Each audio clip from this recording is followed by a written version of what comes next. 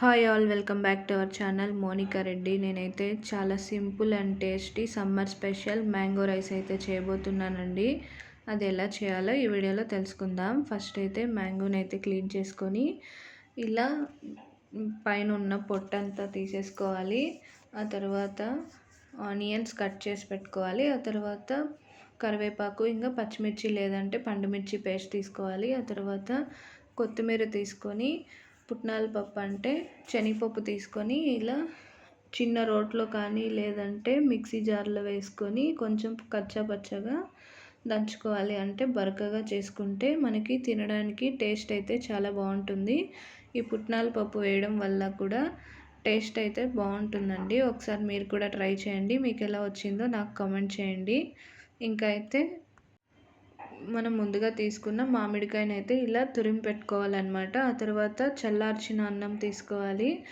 అంటే మనం చల్లార్చిన అన్నం తీసుకొని ఈ పుట్నాల పప్పును మిక్స్ చేస్తే మనకు పొడి పొడిగా వస్తుందన్నమాట. అలా లేకుండా చల్లార్చకుండా మనం ఇలా కలిపితే కనుక ముద్దగా అవుతుందన్నమాట. మనకి ఇలా తినడానికి పొడి పొడిగా ఉంటేనే చాలా బాగుంటుంది. కాబట్టి ఇలా చల్లార్చిన తర్వాతనే పుట్నాల పప్పును వేసుకొని ఇలా బాగా మిక్స్ చేసుకోవాలండి. ఒకసారి మీరు కూడా ఇది ఎలా ఉందో ట్రై చేసి చెప్పండి.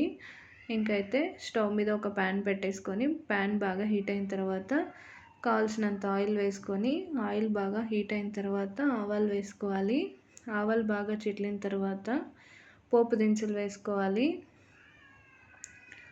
ఆ తర్వాత బాగా మగ్గినాక ఇంకైతే మనం ముందుగా పేస్ట్ చేసి పెట్టుకున్నాం కదా పండుమిర్చి పేస్ట్, అయితే దాన్ని కూడా వేసుకొని పచ్చివాసన పోయేలాగా వేయించుకోవాలి.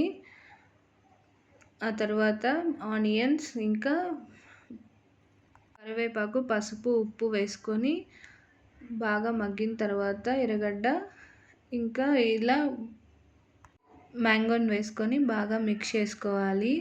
ఇలా పచ్చివాసన పోయేంత వరకు వేగించుకోవాలి. ఆ తర్వాత కొన్ని పల్లీలు వేసుకొని బాగా మిక్స్ చేసుకోవాలి. మీరు కావాలంటే స్కిప్ చేసుకొని తినేటప్పుడు వేసుకుంటే కూడా చాలా బాగుంటాయండి పల్లీలు అయితే. ఇంకైతే ఫైనల్గా కొత్తిమీర వేసుకోవాలి. కొత్తిమీర వేసుకొని బాగా మిక్స్ చేసుకోవాలి. ఆ తర్వాత మనం ముందుగా పుట్నాల పప్పు వేసి మిక్స్ చేసుకున్నాం కదా, ఆ అన్నం అయితే ఇందులోకి వేసుకొని బాగా మిక్స్ చేసుకోవాలండి.